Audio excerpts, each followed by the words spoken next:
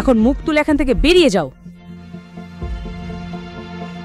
এ কি হইছেই চলছে? না বেবি, রিল্যাক্স।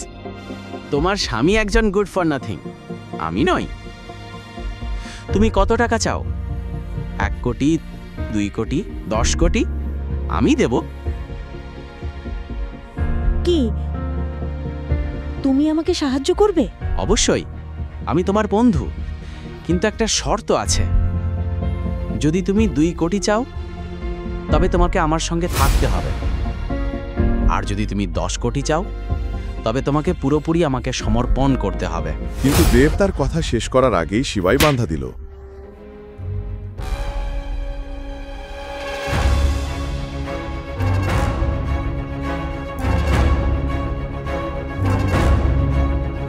বোকা মানুষ, তুমি কি করলে? মানুষটা আমাকে সাহায্য করছিল আর তুমি ওকে এক্ষুনি সরি বলো।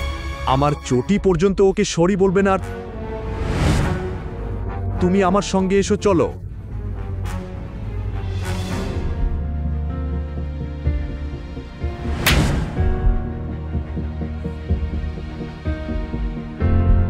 শিবাই শুধু নন্দিনীর দিকে তাকিয়েছিল। সে বিশ্বাসই করতে পারছিল না যে যার জন্য সে গত 3 বছর ধরে বেঁচে আছে সেই মেয়ে এত লোভী আর অকৃতজ্ঞ হয়ে যাবে। এ তো সেই 12 বছরের নন্দিনী হতে পারে না। কে শিবাই মহেশ্বরী? আমি শিবাই।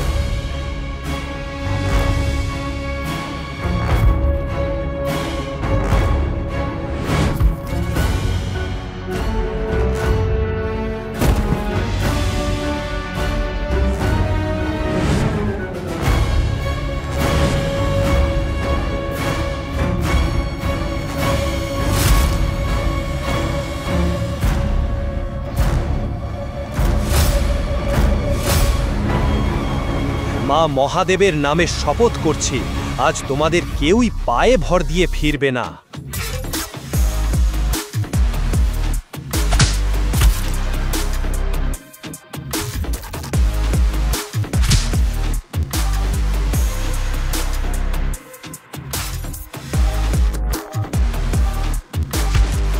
একসঙ্গে দেহরক্ষীদের মেরে ফেলা কোনো মজা ছিল না।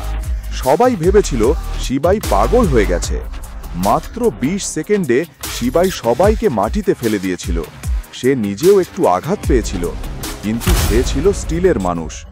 দেব যে পুলিশ ডেকেছিল তারা এসে গেল। নন্দিনী কিছু বলার আগেই পুলিশ শিবাইকে হাঁটু গেড়ে বসাল। আজ তার পুরো দুনিয়া ভেঙে পড়েছিল। তার শৈশবের প্রেম ভেঙে দিয়েছিল তার হৃদয়, বিশ্বাস আর অহংকার। তার মাথায় শুধু একটা প্রশ্নই প্রতিধ্বনিত হচ্ছিল, এ কি সেই মানুষ? প্রথমবারের মতো নন্দিনী শিবাইকে তার নিজের চোখে নিচে নামিয়ে দিল। এ কি একতরফা প্রেমের পরিণতি? এখন শিবাই কাকে বেছে নেবে, নিজেকে নাকি তার পুরনো ভালোবাসাকে?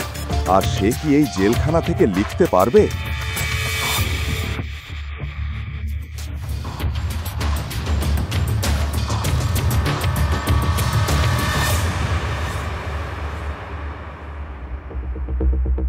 অন্যদিকে নন্দিনী মধ্যরাতে বাড়িতে পৌঁছে গেল এবং রাগে রেখাকে উদ্দেশ্য করে চিৎকার শুরু করল। ঘরের দরজা জোরে জোরে ধাক্কা দিচ্ছিল।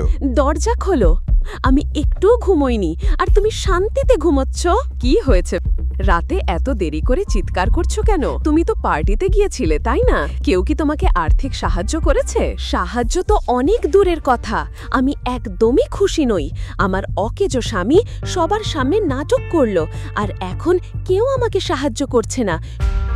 নন্দিনী তার মাকে পুরো ঘটনাটা বলল, যা ক্লাবে হয়েছিল। এসব হয়েছে তোমার দাদুর জন্য।